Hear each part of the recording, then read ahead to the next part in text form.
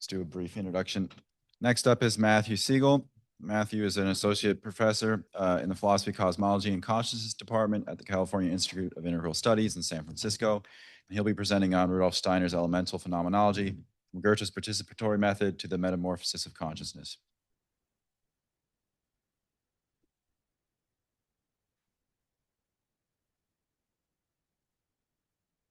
Thank you, Tyler.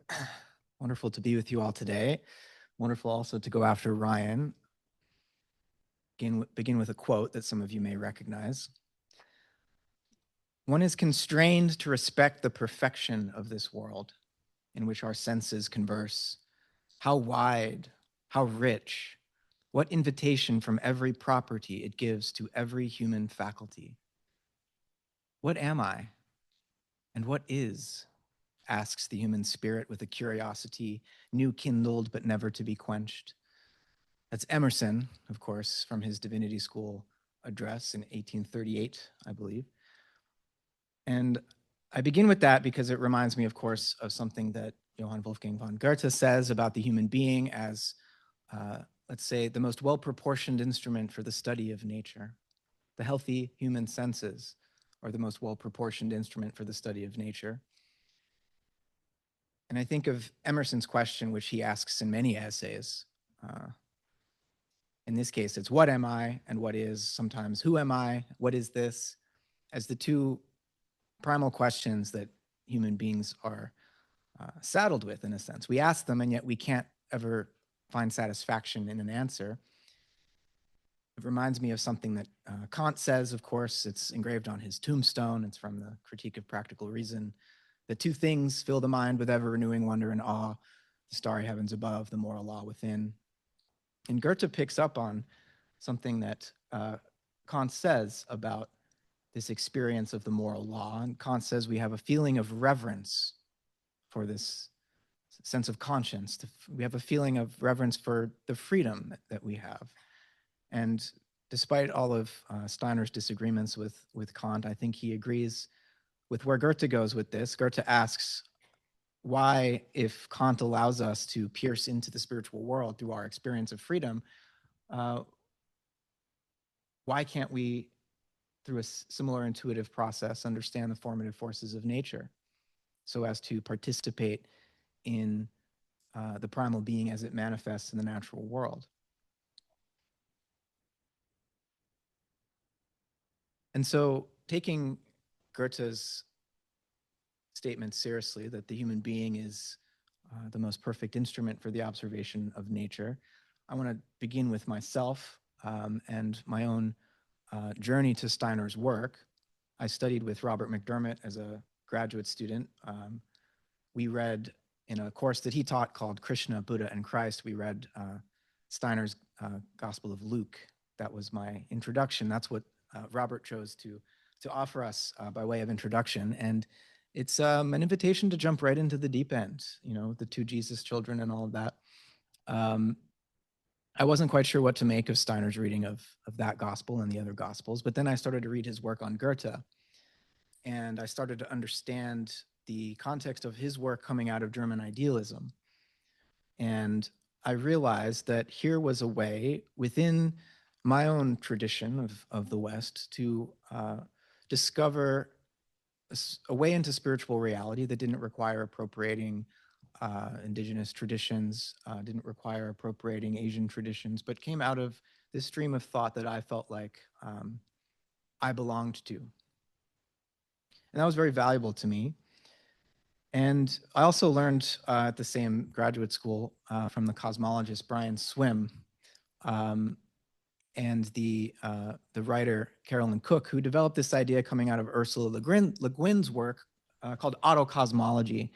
And I think it's very Goethean. In a sense, all cosmology, all attempts to study the universe are biographical or autobiographical because we ourselves are expressions of that universe. And if we take Steiner's view of the human self and the human I seriously, it's important to recognize that the only way to get to the truth of the universe is through ourselves, which is not to say that each of us has a separate truth, but that rather we each have a personal relationship to that cosmic process out of which we have arisen, and to fully understand it, we can't know it from the outside, we have to know it from within. And that's a totally different kind of science. And as Steiner tells us from his study of Fichte, the I, the human self, is the one element in all the world that is never simply given to us. It's something that we must create or destroy, moment by moment, thought by thought, feeling by feeling, deed by deed. We are creating ourselves and others. The self is not isolated. It's discovered in relationship, but we have a responsibility to that. And so coming into Steiner's work as a graduate student and then discovering my way into scholarship, studying the work of Alfred North Whitehead, left me saddled with this dilemma, which is to say, I think Whitehead offers us a way into natural science in the 20th century, looking at the revolutions in science and physics which occurred in the early 20th century, relativity theory, quantum theory, and building on that to articulate a view of the world that would be organic, that would be living, but that would be potentially, because of his own mathematical and physical background, taken seriously by academics. And then I have Steiner, who has been important for me in my personal life spiritually. And I've always been, for the last 10, 15 years, a bit hesitant to bring him too much into my scholarly work because of the risk of scorn from fellow academics. And so when I heard about this conference, I was delighted and terrified because, I've done a little bit of work. I've cited Steiner in some footnotes in some publications, but, to really come out and say, hey, I take this perspective seriously, is really the gift of this conference. And I'm delighted to be here to offer some insights here. I know my abstract said I'd talk more about Goethe, but I can't miss the opportunity that Ryan has given me to deepen a bit into Whitehead, because he sort of laid out a nice introduction for us. So let me share with you what Whitehead says about the task of philosophy. He says, this is from Process and Reality, philosophy is the self-correction by consciousness of its own initial excess of subjectivity. Each actual occasion contributes to the circumstances of its origin additional formative elements, deepening its own peculiar individuality. Consciousness is only the last and greatest of such elements, by which the selective character of the individual obscures the external totality from which it originates and which it embodies. An actual individual of such higher grade has struck with the totality of things by reason of its sheer actuality, but it has attained its individual depth of being by a selective emphasis limited to our own purposes. The task of philosophy is to recover the totality obscured by the selection. That's a lot.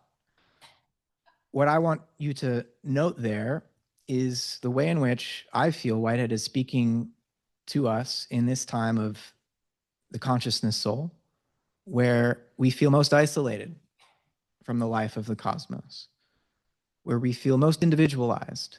And he's saying that philosophy is the attempt to correct that, he calls it excess of subjectivity, which I would say, to put it into anthroposophical terms, this excess of subjectivity is a result of the evolution of consciousness leading to a point where there's a certain limitation on our perception, where we're limited to perception of the sensory world and to abstract intellectual reflection upon that world. And it's also a limitation of our sense of purpose. Even if as individuals we may strive to move beyond a materialistic outlook, we live in a materialistic culture, which has cut us off from these deeper spiritual currents of the universe. And so what I want to share a little bit about in 10 minutes or so is how Whitehead's understanding of a participatory epistemology helps us make some sense. By us, I mean open-minded, intellectually curious people who may or may not be in the academy, how it allows us to take Steiner's methods seriously, even if we might want to be critical of specific claims that he makes. Because the challenge for me really is, how do we become peer reviewers of someone who was clairvoyant or claims to be clairvoyant? And that was Steiner's challenge to us as well. if this is a science, it means we need to be doing peer review. But if only one of us can see the spiritual world, you can see the problem. So one of the things Whitehead says is that all epistemological difficulties are actually disguised ontological problems, right? And so if we solely focus on the realm of epistemology and how we know something and think that we already know what reality is, we're just trying to figure out how we come to know it, we're going to be stuck with paradoxes and contradictions. And so Whitehead goes to work reimagining an ontology where human consciousness is a special form of something that pervades the entire universe. And so he says, we feel cut off from the external totality, but we still have truck with the totality of things. There is a traffic between us and the universe. The ground of consciousness and the ground of the cosmos is one ground, right? And so speculative metaphysics is possible. And I think the promise of anthroposophy is that it doesn't need to remain speculative. It can become experiential. So many of you probably know about Rudolf Steiner's light course that he delivered late 1919, early 1920 to Waldorf teachers. And he says something then that he thought would be impossible 35 years earlier when he was editing Goethe's scientific works. He says it is now possible for there to be a Goethean physics. In the 1880s, he didn't think there was because the Newtonian paradigm was still pretty solidly in place. By the 1920s, relativity, quantum theory were already totally shaking up the foundations of science. And so all of a sudden, Steiner realized, oh, now we can begin to sow seeds in children to maintain in them an experiential connection to phenomena like light, color, warmth, and so on, and then later teach them the mathematical understandings of these phenomena. But Steiner felt it was very important to have that experiential grounding first, lest we mistake the mathematical models for the phenomena. Whitehead was concerned with the same problem. In the 1920s, 1920, in fact, he gave a series of lectures later published as The Concept of Nature.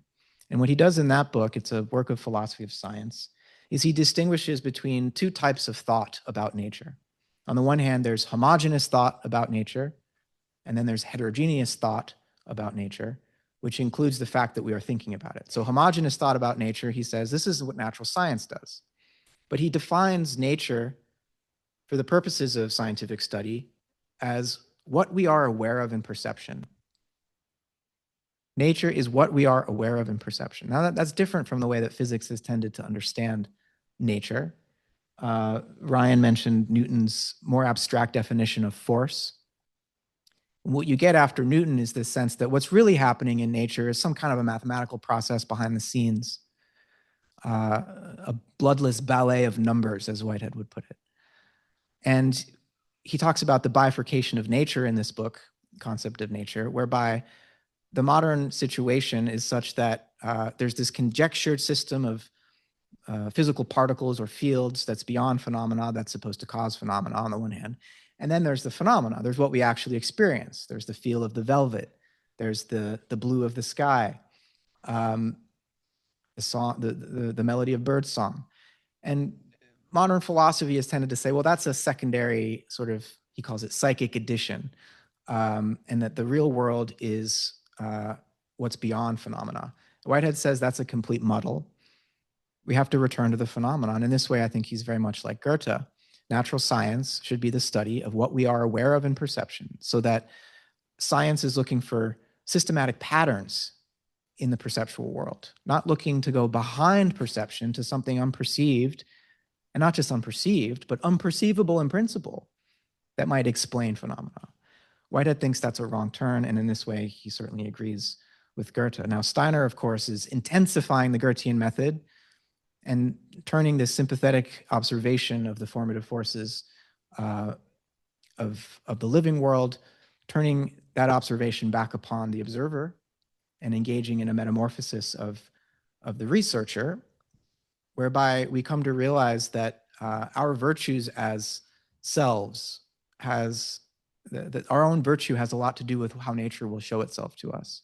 And so this modern dichotomy between fact and value and whatnot can't stand. A loving attention directed towards a phenomenon in nature allows that phenomenon to reveal more to us than it otherwise would, right? And so this means that we can't just bracket consciousness. We have to consider the quality of our consciousness if we hope to deepen our knowledge of the natural world. Let me read you another couple of lines from Whitehead so you get the sense for just how Goethean he was. And he wasn't directly influenced by Goethe in any conscious sense. He says, according to the view which I am putting before you, there is nothing behind the veil of the procession of becomingness, though there is much pictured on that veil and essential to it which our dim consciousness does not readily decipher. Indeed, the metaphor of a veil of appearance is wholly wrong. Reality is nothing else than the process of becomingness of which we are dimly conscious. Every detail of the process is open for consciousness, though in fact our individual consciousness is only aware of a very small fragment of what is there for knowledge. So, do you hear the Goethean sentiment there? He's saying there is more to be seen in this process of becoming that shows itself to our perception. But when we deepen our sensitivity, what we see are richer perceptions, not something behind the veil. It's like the philosophy of science that both Goethe and Whitehead are suggesting to us is resisting this idea that when you take in a theater performance, if you really want to understand the play, you should rip the curtains back and look into the dressing room to understand what's being performed, right? To get reality naked and raw. But that's missing the point, right? The point is what's happening on the stage. And sometimes there are layers of meaning that it takes sustained attention to deepen into. But the point is here, rather than thinking of this old dichotomy between reality and appearance, I would say that Whitehead's ontology is an aesthetic ontology. Usually we think of aesthetics and ontology as very different studies. But he is saying, rather than think of a veil of appearance that's hiding us from the truth, we have to think of reality more as an artistic process. And he does say that, and that human consciousness is in some sense a product of that artistic process. And then we engage in our own artistic projects, having ourselves already been an artistic expression of the cosmos that we come out of.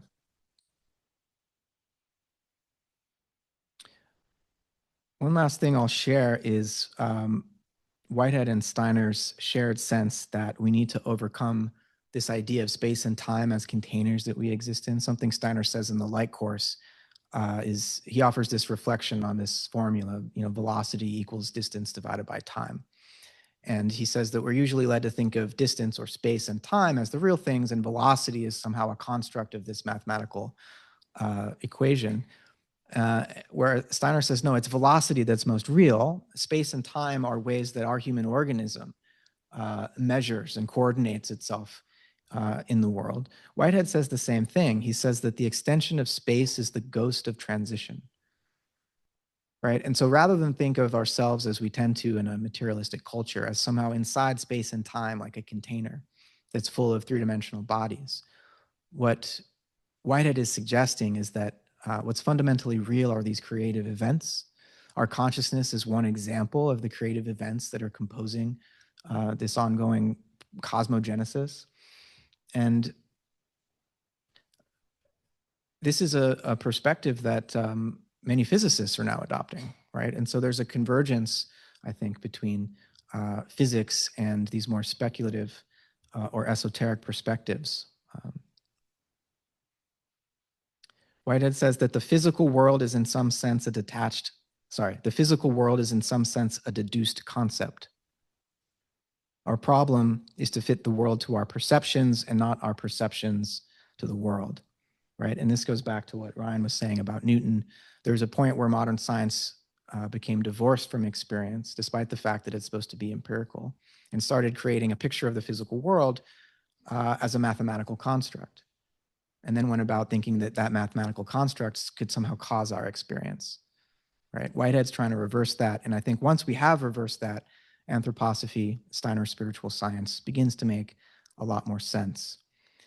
Steiner finishes his light course, and this will finish my talk as well, by talking about the way that this materialistic picture of nature and the technoscientific approach to the study of nature that was already becoming so prevalent in his time is destroying the world. Science is not value-free. Science has a religious interest in the truth, right?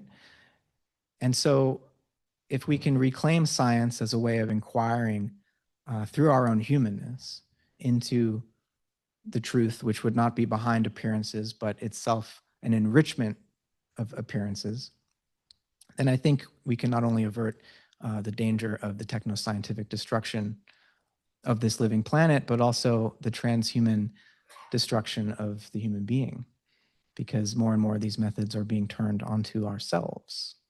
Right? So it's not just the world that we're destroying ourselves as a result of this materialistic approach to science. So thank you for your attention. I hope we have time for questions. Really glad to be here with y'all.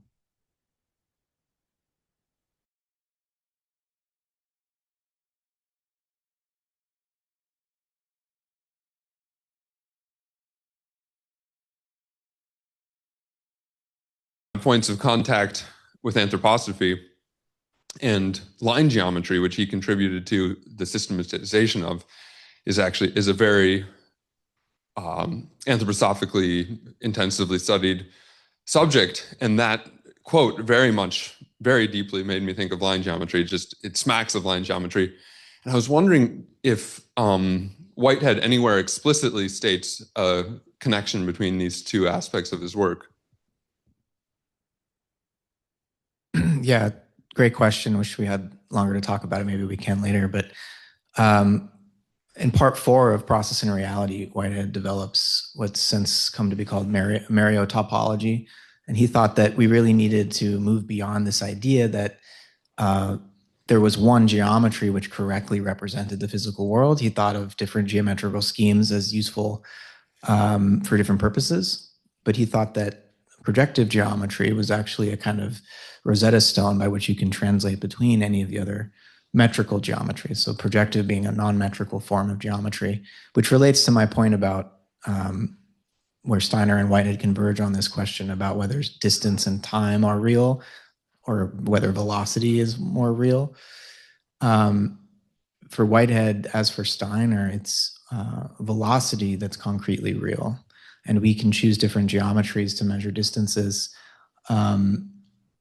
as a matter of convention, right? But he's trying to develop in that part 4 of Process and Reality a point-free geometry. He thought this idea that there are point instants in nature was demolished by the discoveries in quantum theory, and even in relativity theory, we need to think in terms of events, which are more like regions, and we can approximate something like a point instant, but we shouldn't imagine that we're really working with concrete point instants as something in nature.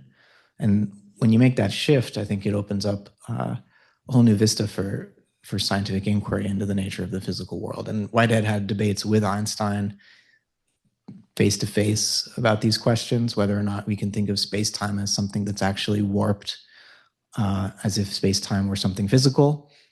Whitehead thought it wasn't. It's just a way that we measure what's physical, and for him, what's physical are concrete events, happenings, occurrences, actual occasions, he would say, right? So yeah, there's more I could say, but hopefully that gives you some indication of the direction he wanted to take physics. I think we have time for one more question. If there's, okay. That's a question for Philip and Armin. Probably you can answer it very concisely. Is it actually known whether Hannah Arendt was aware of Steiner's studies in threefoldness or publication? As we already said in the beginning, no, there is no evidence that she read or ever known Steiner's work. Therefore, it's so interesting that we have also this parallels or, elements that are very similar. Okay, one more then. Is there one up front here?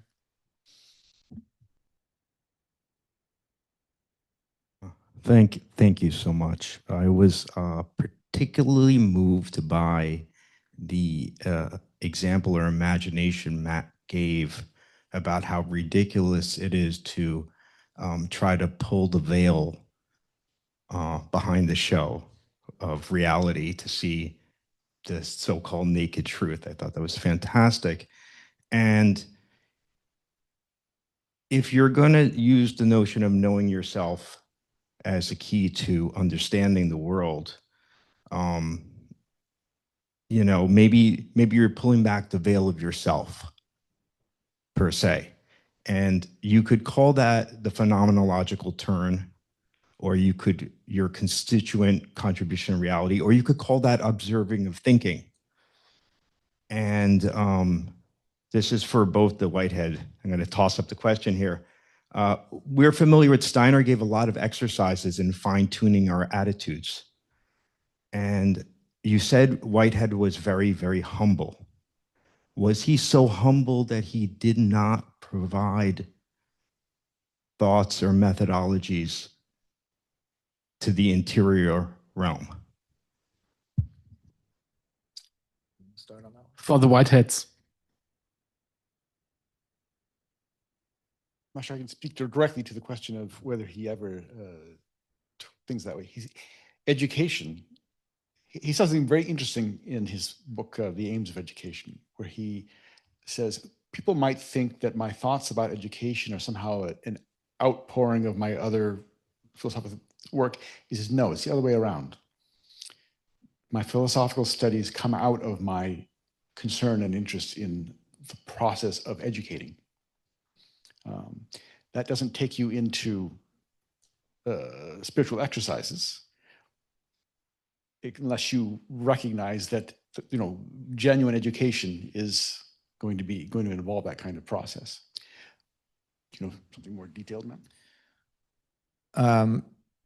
Whitehead says at one point that the sole justification for any thought is the elucidation of practice, which is to say practical engagement with life. He was a pragmatist and a radical empiricist in that sense.